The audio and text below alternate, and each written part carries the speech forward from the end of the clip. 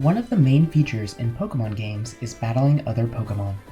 Using a wide variety of different attacks, there are endless ways to defeat your opponents and beat the game. However, what if we couldn't attack at all? Would it be possible to beat the entire game without using any moves? Let's see. Instantly we are met with a problem, the rival fight. Most Pokemon games start off with an introduction to battling right after choosing your starter. This is a big problem for a challenge like this, as without any items or Pokemon to switch between, you would be forced to click the fight button and choose a move to use. Luckily though, this game's rival fight occurs after traveling to Mr. Pokemon's house and back to Cherry Brew, giving us the opportunity to shop in the Pokemart. Unluckily though, the Pokemart is out of Pokeballs, preventing us from catching any Pokemon before fighting the rival. So, while we can encounter wild Pokemon in the grass, there is no way to actually catch them, forcing us to always run away. While this doesn't seem useful, it actually makes the start of the challenge possible. When attempting to run from a Pokemon, there is a small chance that it stops us from escaping. This causes our turn to be used up, giving the wild Pokemon a chance to attack. By taking damage, we gain the ability to use a single potion in battle, letting us do something other than run. The best Pokemon we can use this potion on is a wild Spinarak on Route 30. By wasting a turn healing, Spinarak is able to use Poison Sting, which has a 30% chance to poison Totodile. After 12 resets, we finally got a Spinarak to do the trick. But why is it so helpful to poison our Pokemon? It's not because we're sadistic, but instead because this gives us yet another item to use in battle, the antidote. Using the poison, we got Totodile down to 2 HP, then challenged the rival. We used our antidote on the first turn to heal the poison, then let Chikorita use Tackle on our already weakened Totodile to take it out. Now, even though we lost this battle, the game still progresses as if nothing happened, allowing us to continue the challenge. After narking on the rival, Lyra offered us some Pokeballs. I decided to catch 3 Metapod, as they had pretty decent HP and defense stats. We reset quite a bit, trying to conserve as many Pokeballs as possible, as we had very limited money at this point in the game. However, we were soon met with a daunting task, training Pokemon. A wild Metapod only has the move Harden, a non-damaging move with 30 PP. Once it runs out of Harden, it is forced to use Struggle to take itself out. So, by switching between 2 Pokemon, we could stall out Metapod and gain a small amount of experience. Between Cherry Grove and Violet City, there was only one required trainer, but he had both a Pidgey and a Rattata. Unlike Metapod, these 2 Pokemon had attacking moves, making the task of getting them both to struggle a lot harder. In order to defeat this trainer before he defeats us, we had to level up our starter to level 8 and our Metapod to level 6, as well as buy a few potions from the Pokemart. It was a really close fight, but we managed to defeat him on the first try. Considering how hard and monotonous this was, it's already looking like this challenge will be quite a pain to beat. While it definitely was painful, there was a saving grace in Violet City, Primo. In the city's Pokemon Center, there's an NPC named Primo, who asks us a couple questions. By answering these questions in a very specific manner, he gives us a very rare Pokemon, Slugma. This is a game changer, as Slugma has the ability Flame Body. This means that whenever an opposing Pokemon uses a contact move on Slugma, it has a 30% chance to become burned. This gives us a much faster alternative to struggle strats, as a burned opponent loses 1/8 of its health after every turn. There were a couple more useful Pokemon we could get in this area, namely Ghastly in Sprout Tower, Mareep on Route 32, and a traded Onix in Violet City. After burning Sprout Tower to the ground, we took on the Flying type gym. Pidgey was really easy, as it had no moves to damage Ghastly, allowing us to force it to take itself out. On the other hand, Pidgeotto was really irritating. While burning it wasn't a huge problem, it had the move Roost to repeatedly heal itself back up. It couldn't do this forever though, and after a while fainted to burn damage. After 16 in-game hours, we finally managed to collect our first badge. We received the HM Rock Smash after beating the gym, and gave it to our Slugma. By breaking rocks in the ruins of Elf, we were able to encounter a level 10 Geodude to add to the team. Now before anyone says, actually, Rock Smash is by definition a move, so you're breaking the rules of the challenge. HMs are allowed for obvious reasons. We're still not using any moves in battle, so I have no problem with them. Anyway, we made our way to Azalea Town, and met Team Rocket in the Slowpoke Well. Interestingly, the hardest trainer was not Executive Proton, but a regular grunt with an Ekans. Remember, since we can't use moves, our main battle strategy is repeatedly switching between two Pokemon. However, this is countered by the move Wrap, as it prevents us from switching our Pokemon out. While Ghastly's Ghost typing made it immune to Wrap, Ekans also had Bite to deal heavy damage to our team. Its moveset made the battle difficult, but with a bit of luck, we took it out. The next obstacle was Bugsy, the leader of the Azalea City Gym. His Scyther was intimidating, but we got really lucky and burned it on the first try. In addition to dealing damage, Burn also halves the opponent's attack stat, making Scyther a lot less worrisome. His other two Pokemon had Shed Skin, allowing them to heal themselves if they got burned. However, since Ghastly was immune to Metapod's Tackle and resisted Kakuna's Poison Sting, it wasn't hard to force these two to struggle. We swapped between our two rock types to stall Scyther out, and won this battle with ease. Before we could leave Azalea Town, our rival challenged us to another battle. His Ghastly was dangerous, as it had both Mean Look to trap us in and Curse to deal recurring damage to us. Curse wasn't all bad though, as it got rid of half of Ghastly's health in one turn. After using several potions, Flame Body kicked in, allowing us to take Ghastly out. While Zubat wasn't an issue, his Bayleaf was trouble. Despite Grass being not very effective against poison, Razor Leaf still did a lot of damage to Ghastly. Additionally, while Razor Leaf is a physical move, it does not make contact with the target, preventing Flame Body from working. This meant that we had to force Bayleaf to struggle, and with Razor Leaf's high critical hit rate, surviving for that long would be difficult. We ended up losing on our first attempt, and it took a couple more resets before we got a good run going. Ghastly used Curse before Mean Look, allowing us to switch our Pokemon out to get rid of the affliction. This caused Ghastly to use Curse again, taking itself out in the process. Since we didn't have to waste any potions on Ghastly, we had much more items to stall Bayleaf with. With a bit of time, it took itself out with struggle, letting us finally win the battle. After navigating Ilex Forest, we gained access to a very useful building, the Daycare. This made leveling up our Pokemon a lot easier, as every step we took in the Overworld gave 1 experience point to our Pokemon. After training our under-leveled team a bit, we challenged Whitney. Luckily, both Clefairy and Miltank had contact moves to activate Slugma's Flame Body, so this battle wasn't too bad. We picked up Kenya the Spearow on Route 35, as well as a couple Nidoran. Nidoran was especially important, as it had the ability Poison Point. This ability works like Flame Body, but poisons the opponent instead of burning it. We made our way to Ecruteak City and entered the Burn Tower, where we battled our rival for the 3rd time. We had Ghastly take itself out with Curse, forced both Magnemite and Bayleaf to struggle, and let Burn take care of Zubat. We then went to the bottom floor and caught a Magmar, another Pokemon with Flame Body. After evolving Kenya, we felt prepared for the Ghost-type gym. However, there was a problem. Our past battles against Ghastly have been extremely luck-based, as we have had to hope that Ghastly used Curse before trapping us in with Mean Look.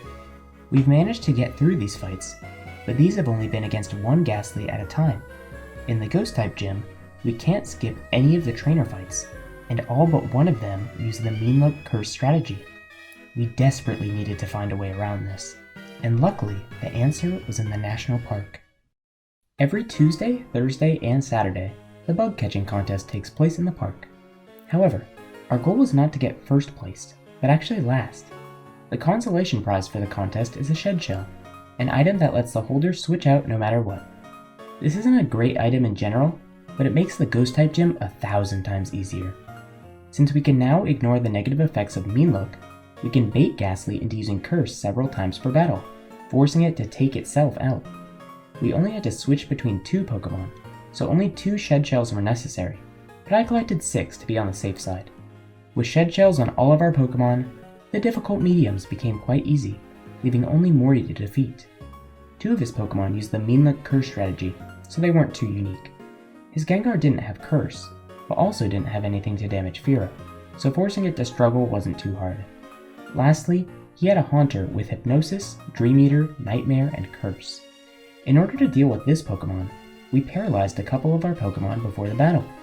Since a Pokemon with a status condition cannot be afflicted with another one, Hypnosis would fail upon usage. This meant that Dream Eater and Nightmare also wouldn't affect us, forcing Haunter to use Curse and take itself out. And with that, the 4th gym badge was ours. The Fog badge allows us to use Surf outside of battle, giving us the opportunity to travel deeper into the ruins of Alph. By using Flash in one of the chambers, a secret passageway reveals itself. Here, we can pick up a Moonstone, which we used on Nidorina to evolve it into Nidoqueen. With this new powerhouse on the team, we made our way to Olivine City. On the way, we nursed a Miltank back to health, giving us access to infinite Moo Milk. This was both affordable and useful, so we'll definitely take advantage of this later. After traveling all the way up the Olivine Lighthouse, Jasmine immediately sent us back down to run an errand. We traveled across the sea to pick up her medicine, but before we went back to deliver it, we decided to fight the Cyanwood Gym. Chuck only had 2 Pokemon, but they both packed a punch. A Focus Punch, that is. In normal gameplay, Focus Punch isn't a big deal, as you can deactivate it by hitting the target before it uses the move. However, since we can't defend ourselves, Focus Punch will always hit, dealing a whopping amount of damage. It didn't help that the team was underleveled, but with a lot of potion spam, we narrowly emerged victorious. We got the HM Fly after beating Chuck, so we taught it to Fearow and flew back to Olivine.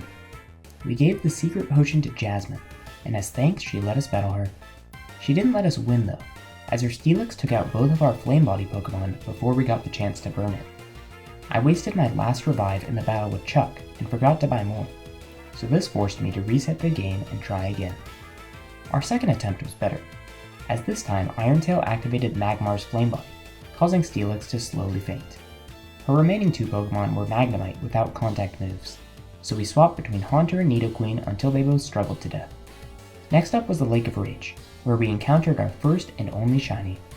We tried to catch it, but unfortunately it fainted before we could do so. After learning that Team Rocket was responsible for creating the red Gyarados, we broke into their hideout to ask if they could make us another one. We monotonously battled a lot of grunts, and after an hour found Executive Ariana. We teamed up with Lance to fight her, which was a huge relief. While my Pokemon couldn't use any moves, Lance's level 40 Dragonite could, so we swapped while he swept. The 7th gym badge was within our grasp, but first, I decided to take a detour. A man named Balba called to let me know the Safari Zone had opened up, so I dropped everything and flew to Route 47. There were a couple double battles here, but by depositing all but one of my Pokemon, I could skip past them and arrive at the Safari Zone gate. The Safari Zone had plenty of unique Pokemon, but I was mainly concerned about finding a specific one in the mountain habitat, Larvitar. This pseudo-legendary was extremely important to the run, as Tyranitar has the ability Sandstream, setting up a sandstorm whenever it enters a battle. While Slugma and Nidoqueen were useful, they had no way to reliably counter special attackers, as their abilities only work against contact moves. Tyranitar, though, could deal constant chip damage to all Pokemon that aren't Rock, Ground, or Steel type, making it a game changer for the challenge. There was only one problem. Pupitar evolves into Tyranitar at level 55. In order to make this Pokemon useful, we'd have to do a lot of grinding. We put Larvitar in the Daycare and ran for 19 in-game hours. Yeah, you heard that right. It wasn't that bad though, as there's a spot in the 4th gym where you can infinitely run in one direction. By placing a weight on the console's up button, I was able to go AFK while my trainer ran laps.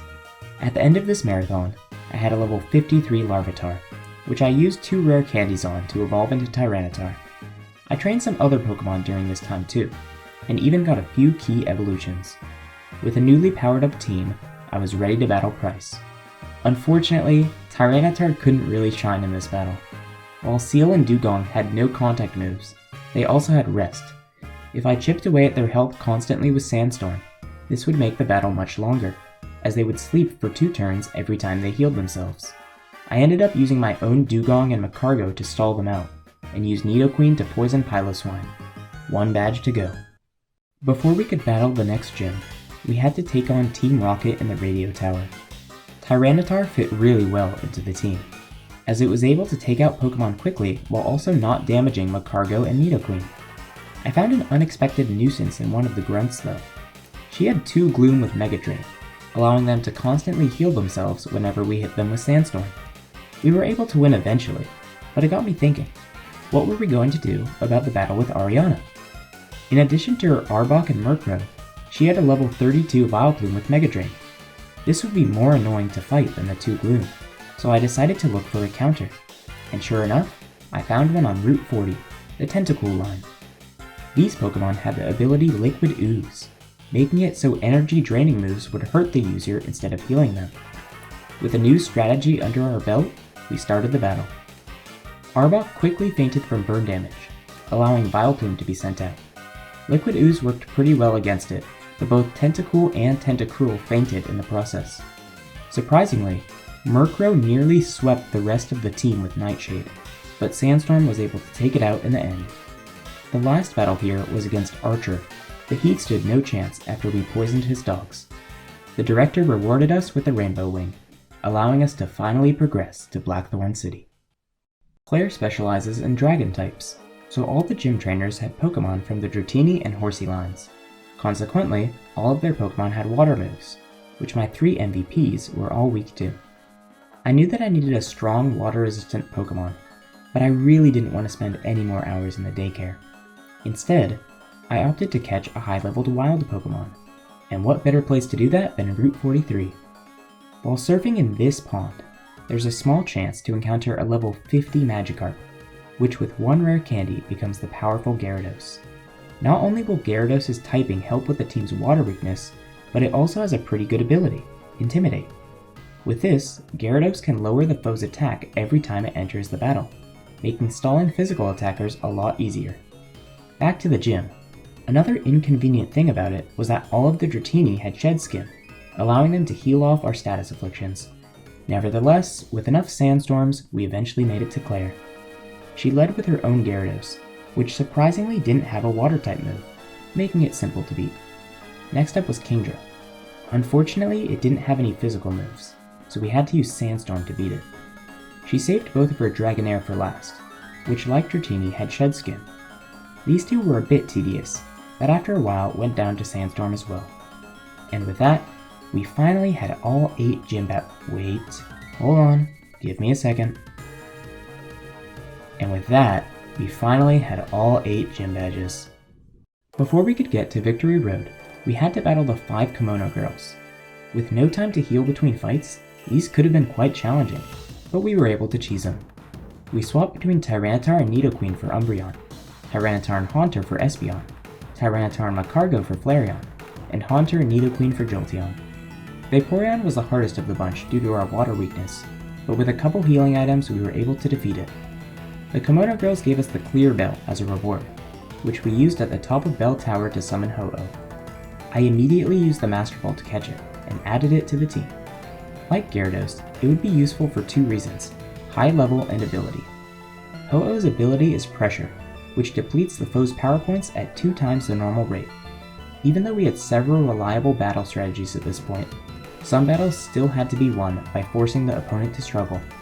Lucky for us, Ho-Oh would double the speed of this process, making it a great final addition to the team. With 6 uniquely powerful Pokemon, we began our trek to Indigo Plateau. There were a couple required trainers on Route 26, but most of them were pretty straightforward. The most annoying one was Ace Trainer Jake and his 3 Pokemon, one of them being a Golduck with Cloud 9. This ability causes weather to have no effect on the battle, so Tyranitar's Sandstream couldn't deal any damage to it. After over 10 minutes of sped up gameplay, it ultimately fainted from a combination of struggle and poison damage. To my sanity's benefit, the only trainer in Victory Road was the rival, who was much easier to defeat now. His Pokemon with contact moves all fainted from burn damage, and his Pokemon without contact moves all fainted to Sandstorm. Now, there was nothing between us and the Pokemon League. After stocking up on useful items and giving my Pokemon a good night's rest, I braced myself for the gauntlet ahead. The first trainer we had to face was Will, the Psychic-type user. While a few of his Pokémon had physical attacks to activate Flame Body and Poison Point, most of his Pokémon were special attackers, so we had to rely on Sandstorm to take them out. The battle with Koga was next, and was the main reason why we hypnotized our Pokémon beforehand. Just like in the 4th gym, neutral status effects were helpful in protecting us from damaging status effects, such as poison. We also put Shed Shells back on all of our Pokémon, as Ariados had the move Spiderweb to trap us in. The battle started off okay, with Ariados and Crobat fainting to Burn and Venomoth falling to Sandstorm. Then Fortress came along. Fortress didn't have any contact moves, and its Steel typing protected it from Sandstorm damage. It looked like we were gonna have to force it to struggle. It exploded. That was easy. Anyway, next up was Muck. While it also didn't have contact moves, it could be damaged by Sandstorm, so this was gonna be a piece of crap. Black Sludge negated all of the Sandstorm damage, so we did have to force this Pokemon to struggle. It took almost half of the entire battle, but eventually we beat it. The Bruno fight was alright, as Fighting-type Pokemon typically use contact moves. We took out Hitmontop and Hitmonchan with Burn, and Hitmonchamp with Poison. Hitmonlee was especially satisfying to defeat, as it dealt damage to itself by missing High Jump Kick. The only Pokemon that was challenging was his non-fighting type Onix. Like Muck, we had to force it to struggle, as it had no contact moves and was immune to Sandstorm. The battle with Karen started off well, as Umbreon, Vileplume, Gengar, and Murkrow all went down to Burn. Her Houndoom was an issue though, as with enough boosts from Nasty Plot, it would be able to sweep my whole team. As a result, we had to use 6 X-Special defenses on Tyranitar to tank its Dark and Fire-type attacks. With enough stalling, it was doomed to faint from Sandstorm damage. At long last, we had made it to Lance. Now, I didn't mention this in the first 4 fights, but all of our opponents had 2 full restores, making them much more tiresome. Lance, however, had 4 full restores, so this was going to be quite a pain. First up was Gyarados, which wasn't very intimidating after a couple intimidates. We got it to red with Sandstorm, and then Lance full restored. On the second go-around, we were able to burn it with Magcargo, taking it out much quicker. We then took out his Aerodactyl with Poison and one of his Dragonite with Burn. His other 2 Dragonite were a bit harder, for obvious reasons, but they too eventually fainted. Lance was down to his last Pokemon, Charizard. I almost choked by misclicking the fight button, but caught myself before hitting Rock Smash. With a combination of Poison and Sandstorm, we finally defeated the champion.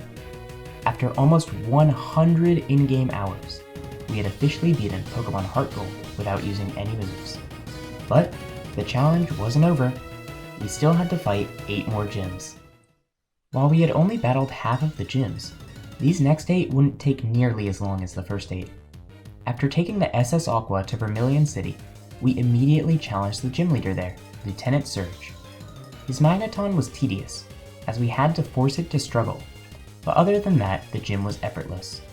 Next up was Sabrina, who also wasn't too hard to beat. Espeon only had Psychic and Shadow Ball for attacking moves, so Tyranitar and Fearow were able to completely wall it. Mr. Mime was even simpler, as it could only hit us with Psychic.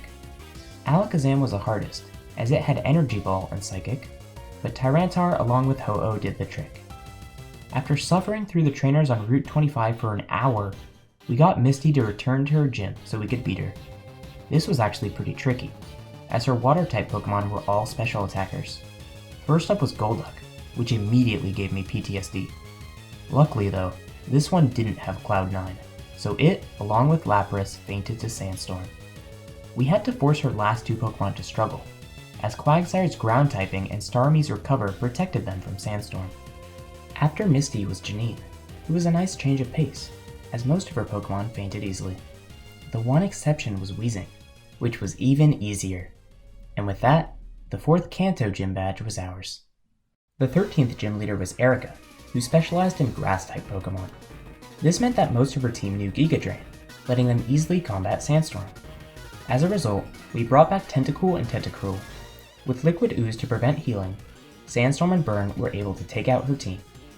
Brock was the 14th gym leader, but the way to Pewter City was blocked by Snorlax. So, we went to Lavender Town and picked up the EXBN card, allowing us to play the Pokeflute on the radio and wake it up. Now, I know I said Ho-Oh would be our last Pokemon, but in the spur of the moment I decided to catch Snorlax. It had a ton of HP and also was holding the OP item Leftovers, letting it heal itself every turn. I put Haunter in the PC and moved on to Pewter City. Brock's rock types were really hard, no pun intended.